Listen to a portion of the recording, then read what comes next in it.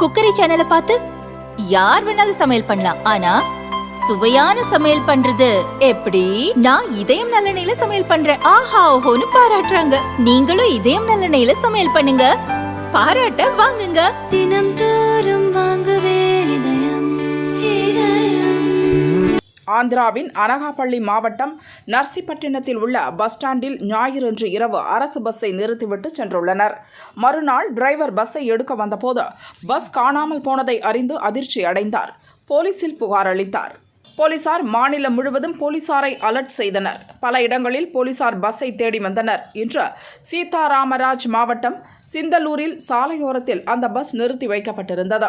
தகவல் அறிந்து போலீசார் பஸ்ஸை கைப்பற்றினர். பஸ்ஸை திருடி வந்த ஷாதிக் பஸ்ஸுக்குள்ளேயே தூங்கிக் கொண்டிருந்தார். அவரையும் அலேக்காக போலீசார் தூக்கினர். அவரிடம் நடத்திய விசாரணையில் ஷாதிக் தமிழகத்தைச் சேர்ந்தவர் என்பது தெரிந்தது.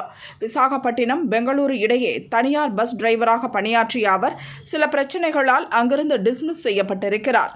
அதன்பின் சிறு சிறு திருட்டு சம்பவங்களில் ஈடுபட்டு வந்துள்ளார். ஞாயிறன்று புஷ்பா 2 படம் பார்த்துவிட்டு இரவில் நர்சிப்பட்டினம் பஸ் ஸ்டாண்டில் தூங்க சென்றார். அப்போது சாவியுடன் பஸ் நின்றிருப்பதை பார்த்து அதை திருடிச் சென்றது விசாரணையில் தெரிய வந்தது. பஸ்ஸை எங்கு கொண்டு செல்ல திட்டமிட்டார்? அவர் மீது ஏதேனும் வழக்குகள் இருக்கிறதா என்ற கோணத்தில் போலீசார் விசாரிக்கின்றனர்.